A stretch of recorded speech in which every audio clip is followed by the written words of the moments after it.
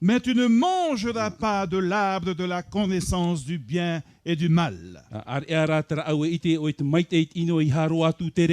Le jour où tu en mangeras, tu mourras. Malheureusement, l'histoire nous dit que nos grands-parents ont failli à ce test d'obéissance.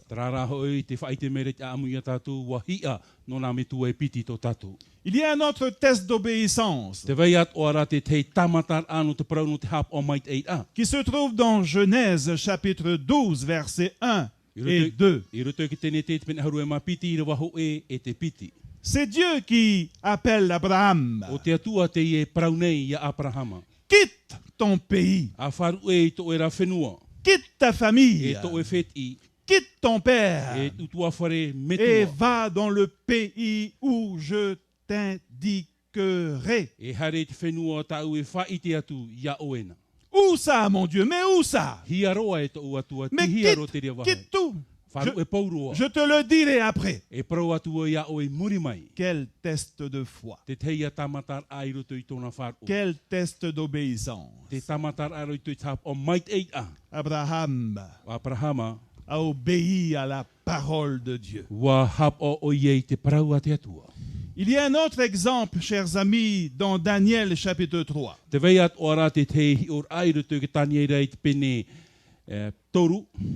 Verset 18. Nous connaissons cette histoire lorsque le roi Nebuchadnezzar a invité tout son peuple à s'agenouiller devant cette grande statue d'or. Tous se sont agenouillés, sauf les trois amis de Daniel. Quel test d'obéissance. Obéissance à la parole de Dieu, aux valeurs, les principes bibliques et la Bible également. Dans les derniers temps, aujourd'hui, Dieu lance un dernier test d'obéissance. Et nous voyons cela, chers amis, dans le dernier livre de la parole de Dieu, l'Apocalypse. Le dernier test d'obéissance. Si nous lisons, si nous ouvrons sa parole avec respect et honneur, dans Apocalypse chapitre 14, le verset 5 et le verset 6. Jean, sur l'île de Patmos, en vision, vit un ange. Et cet ange volait par le milieu du ciel. Il avait un évangile éternel pour annoncer aux habitants de la terre, à toute nation, à toute tribu, à toute langue et à tout peuple. Chers amis, voici ce message. Voici ce test, le dernier test d'obéissance à Dieu. Craignez Dieu et donnez-lui gloire, car l'heure de son jugement est venue.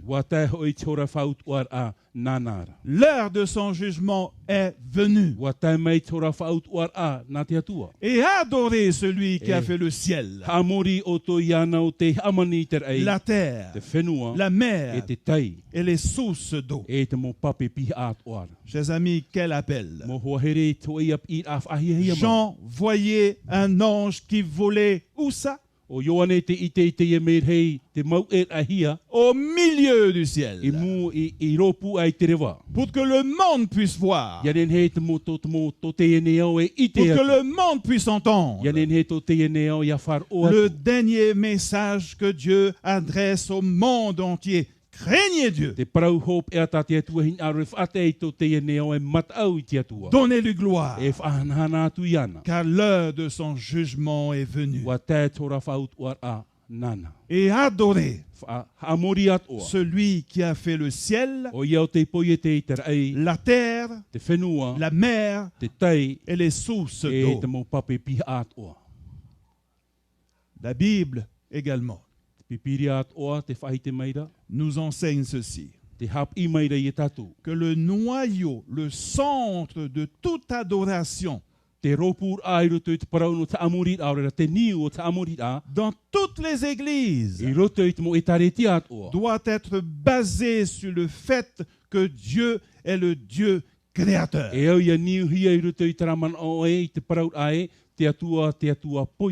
C'est la Bible qui nous enseigne ça.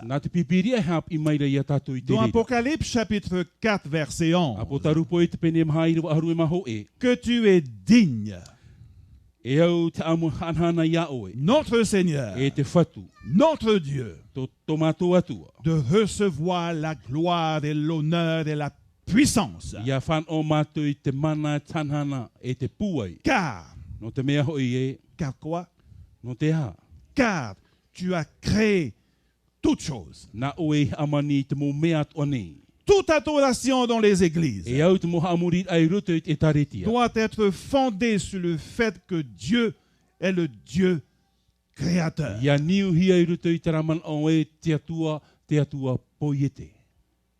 Autre adoration fondée sur des traditions, fondée sur autre chose. Chers amis, éloignez-vous de ce système. Dieu dit, il arrivera un temps où les vrais adorateurs de Dieu adoreront Dieu en esprit et en vérité. Une adoration basée, fondée sur la parole de Dieu. Et la parole de Dieu nous enseigne que toute adoration doit être fondée sur le fait que Dieu est le Dieu créateur.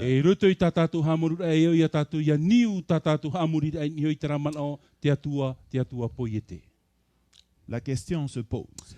Mais comment adorer le Dieu créateur dans les derniers jours?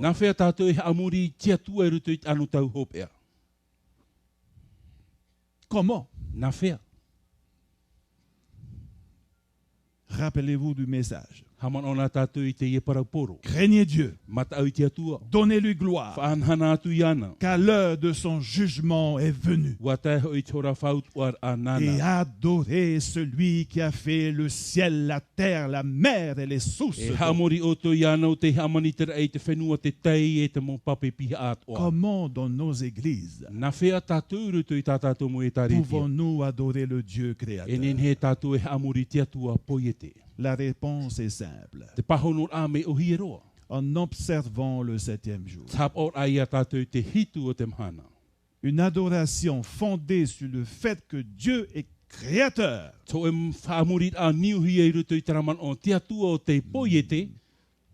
doit être fondée sur le fait que Dieu nous a demandé d'observer le 7e jour. La Bible nous dit ceci. Exode chapitre 20. Versets 8 à 11.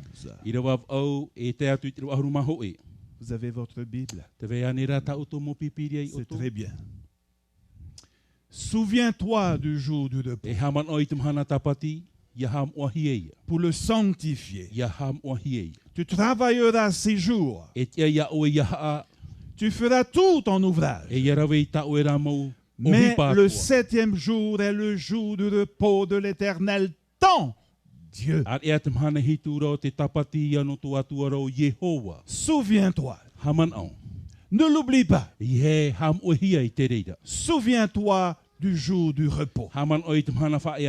Chers amis, quelques versions par rapport à ce texte. N'oublie pas de me réserver le jour du sabbat. Lorsque tu m'adoreras, n'oublie pas de me réserver le jour du sabbat. Une autre version dit ceci. N'oublie jamais. N'oublie jamais de me consacrer le jour du sabbat.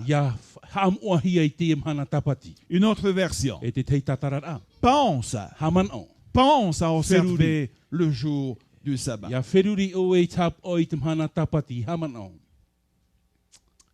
Souviens-toi. Ne l'oublie pas. On a fait l'institution du 7e jour comme jour du repos. Ne date pas de Moïse. Beaucoup enseignent que le sabbat appartient aux Juifs. Mais le sabbat a existé avant les Juifs. Le sabbat existait à la création. Et regardez dans Genèse chapitre 2. La Bible nous enseigne que Dieu acheva au 7e jour son œuvre.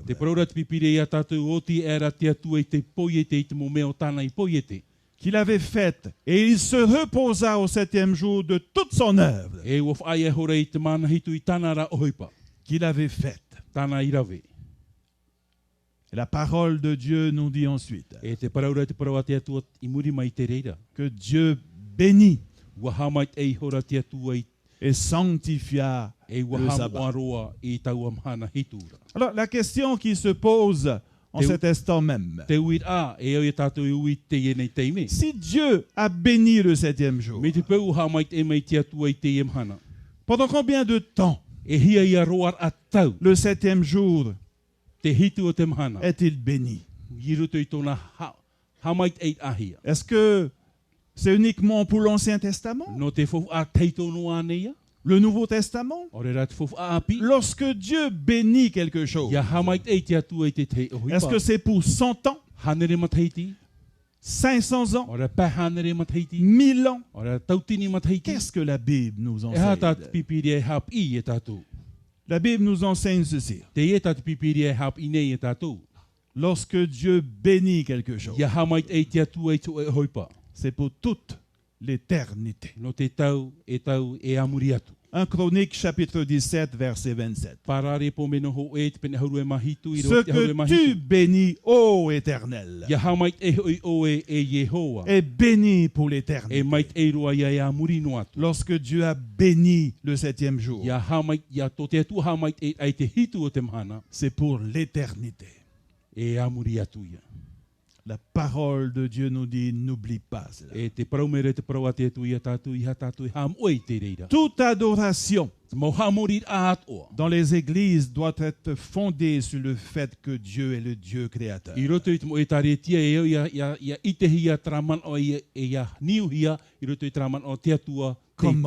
Comment observer le Dieu créateur dans les derniers temps? En observant le 7e jour. Ne l'oublie pas. Parce que beaucoup l'ont oublié. Quel est le 7e jour? Le samedi ou le dimanche? Je vous rappelle que lundi, nous allons voir qu'est-ce qui s'est passé. Lundi soir, nous allons voir comment ça a été changé du samedi au dimanche. Alors, est-ce le samedi ou dimanche? Deux arguments pour ce soir. C'est simple. L'encyclopédie nous dit que le samedi, c'est le sabbat. Le 7e jour. Deuxième argument. Nous revenons dans la parole de Dieu. Si vous lisez dans dans l'évangile. Dans Marc chapitre 16, verset 9. Il est dit ceci. Jésus étant ressuscité le matin, le premier jour de la semaine, apparut d'abord à Marie de Magdala, de laquelle il avait chassé 7 démons. Vous prenez le même texte, mais dans la Bible français courant. Il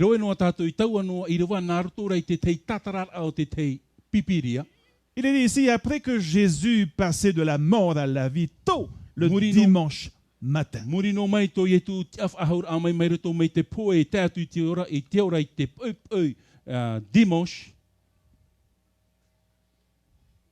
Donc nous voyons que le dimanche c'est le premier jour. Le samedi c'est le 7e jour. Chers amis, la parole de Dieu est claire. À quel moment commence le sabbat? Pourquoi les adventistes, pourquoi des chrétiens observent le sabbat le vendredi soir?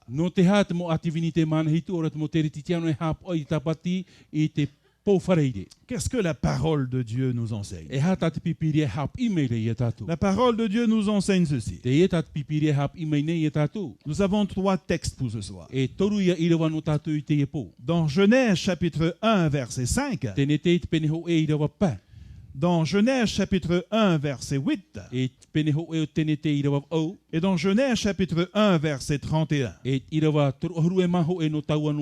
La parole de Dieu nous dit ceci. Dieu appela la lumière jour. Il appela les ténèbres nuit. Ainsi il eut un soir, il eut un matin. Ce fut le premier jour. Donc un jour est composé de 2 choses. Un soir, un matin. Ça c'est un jour. Un soir, un matin. Ça c'est un jour. Un soir, un matin. C'est un autre jour. Un soir, un matin. C'est un autre jour. Vous voulez que je répète? C'est bon, c'est clair. Hein? Quand j'étais petit, waouh, c'est un calvaire. Lorsque il fallait attendre le jour de l'an à minuit. C'est terrible. Oui. C'est au coucher du soleil jusqu'au coucher du soleil. Donc, voilà pourquoi le sabbat a commencé il n'y a pas très longtemps.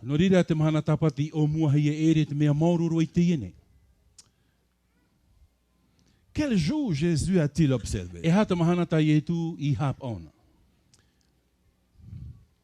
Le dimanche ou le samedi? Il faut savoir que Jésus lui-même m'avait dit, je ne suis pas venu pour abolir la loi, mais pour accomplir.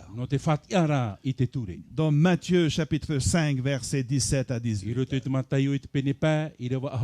Je ne suis pas venu pour abolir la loi. Et même les prophètes, mais pour les accomplir. Car je vous dis, en vérité, tant que le ciel et la terre ne passeront point, il ne disparaîtra pas de la loi un seul iota, un seul trait de lettre, jusqu'à ce que tout soit arrivé.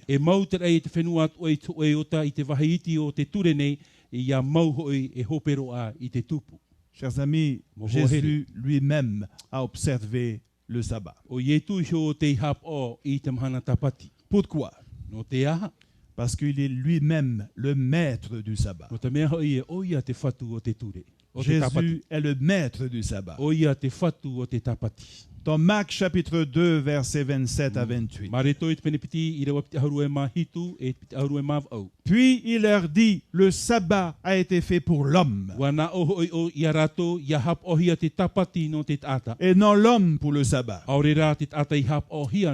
De sorte que le Fils de l'homme est le maître du sabbat. Jésus est le maître du sabbat. Il est venu pour respecter cela, pour démontrer cela. Dans Luc chapitre 4, verset 16. Puis il leur dit, ou plutôt il se rendit à Nazareth, où il avait été élevé. Et selon sa coutume, selon ses habitudes, il entra dans la synagogue le jour du sabbat, il se leva pour faire la lecture. A-t-il observé le sabbat ou le dimanche?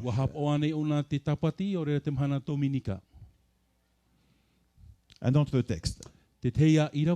Dans Marc chapitre 6, versets 1 et 2. Jésus partit de là. Il se rendit dans sa patrie. Ses disciples suivirent. Et quand le sabbat fut venu, il se mit à enseigner. Oui, Jésus a respecté le sabbat. Parce qu'il est le maître du sabbat.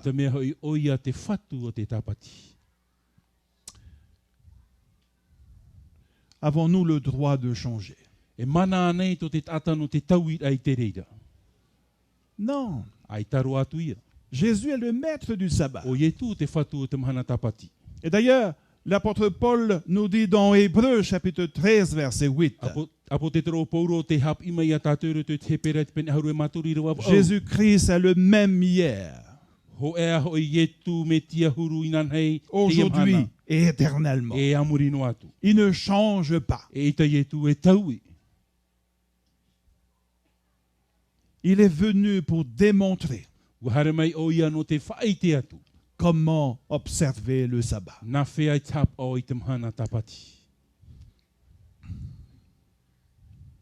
Rappelez-vous cela.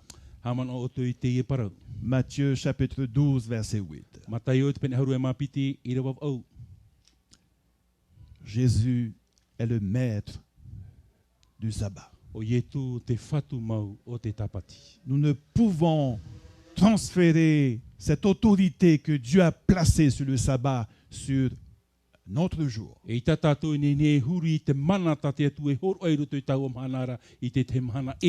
Prenons l'exemple de l'apôtre Paul. A-t-il observé le sabbat ou le dimanche? L'apôtre Paul. Qu'est-ce que la parole de Dieu nous dit? Dans Actes chapitre 17, versets 2 à 3. La Bible nous dit que Paul y entra. Et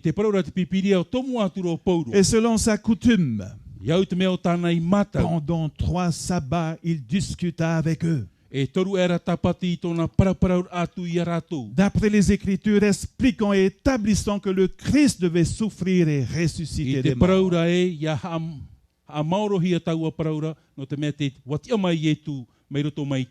Même Paul a observé le sabbat. Un autre texte. Toujours Paul. Dans Actes chapitre 18, verset 4. La Bible nous dit ceci. Paul discourait dans la synagogue chaque sabbat. Oui, Paul prêchait l'évangile le jour du sabbat.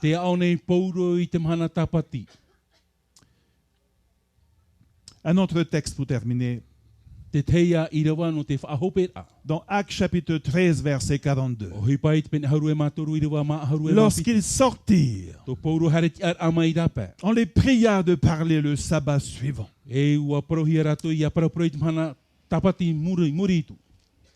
Paul a respecté ce que Dieu a enseigné. Paul a clairement enseigné aux chrétiens et aux païens même d'observer le sabbat. Et d'ailleurs, il dit ceci dans 1 Corinthiens chapitre 11, verset 1. Suivez donc mon exemple. Comme moi, de mon côté, je suis celui que le Christ nous a laissé. Christ est venu non pas pour abolir, mais comment observer le jour du sabbat. Et Paul a suivi l'exemple que Christ a laissé. Nous devons également, nous aujourd'hui, suivre cet exemple. Une autre question.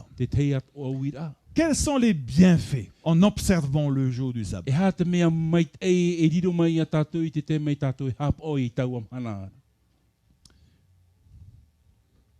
Objectif numéro 1. Offrir du repos à l'homme. Nous avons 6 jours. Le 7e jour, repose-toi. Repose-toi. Le sabbat a été fait pour l'homme et non l'homme pour le sabbat. Repose-toi. 6 jours pour toi. Le sabbat, c'est à Dieu. Et Dieu te demande de te reposer. Lévitique 23, verset 3. Le sabbat, nous devons rendre à Dieu un culte qui le plaît.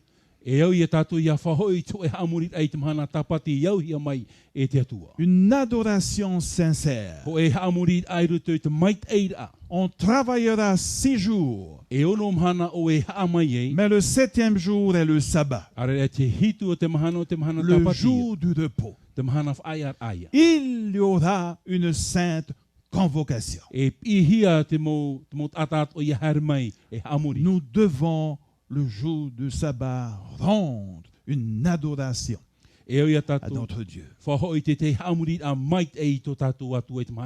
La Bible nous dit également que le sabbat, c'est un signe. Si vous lisez dans Ézéchiel chapitre 20, verset 20. Sanctifiez mes sabbats. Et qu'il soit entre moi et vous un signe auquel on connaisse que je suis l'Éternel, votre Dieu. Un signe qu'on puisse reconnaître que le Dieu créateur est notre Dieu et que nous sommes son peuple. Et enfin, l'observation du sabbat sert aussi à commémorer l'œuvre de la création.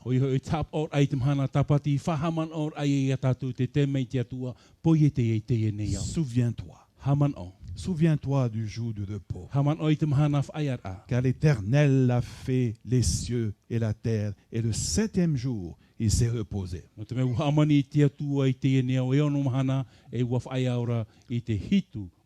Le sabbat sert également à nous rappeler de la puissance de Dieu lorsqu'il a créé le monde.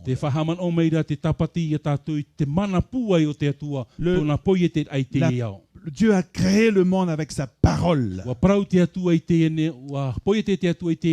C'est une parole qui est puissante. Et le sabbat, nous devons, chers amis, nous rappeler comment Dieu a créé le monde avec sa parole. Sa parole, c'est une puissance.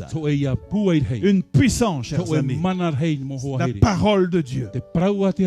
C'est une puissance. Nous devons nous rappeler de cela. Nous pouvons également faire l'expérience chaque sabbat de la puissance de la parole de Dieu.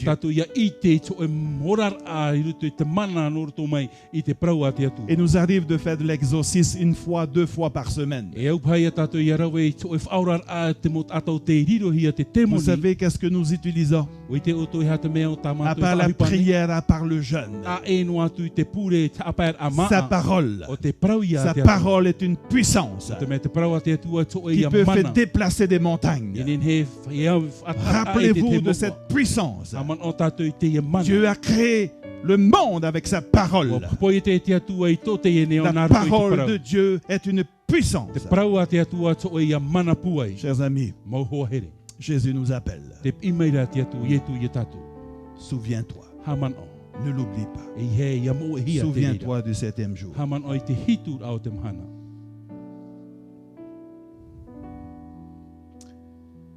Beaucoup de personnes l'ont oublié.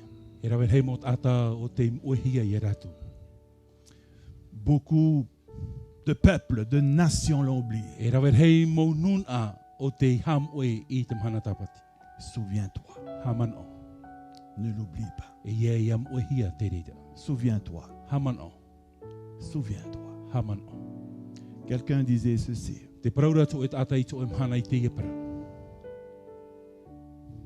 Le premier devoir de l'homme, ce n'est pas de retrouver la liberté, mais de retrouver son maître et de l'obéir. Et de l'obéir. Si vous aimez le Dieu Tout-Puissant, obéissez-le. Souviens-toi du jour de repos. On raconte l'histoire d'un bûcheron. Et ce bûcheron avait l'habitude de prendre son chien avec lui. Et tous les deux, tous les jours, grimpe des montagnes, des montagnes et des montagnes. Mais voilà qu'un jour, il fallait que le bûcheron aille ailleurs. Plus haut, plus haut et plus haut. Alors il dit à son chien, écoute mon ami, tu restes là. Tu vas garder notre tente. Tu gardes la gamelle, notre nourriture. Tu restes là. Je vais m'en aller, je reviendrai. Il est parti. Très haut, très haut, très haut. Mais malheureusement, il y a eu un incendie. Tout a brûlé. Le chien était mort. Et vous savez qu'est-ce qu'il y avait sous son corps? La gamelle. Quelle obéissance. Qu'en est-il de nous? Obéissance à la parole de Dieu. Souviens-toi. Ne l'oublie pas. Souviens-toi. Souviens-toi. Que Dieu vous bénisse. Et bon sabbat.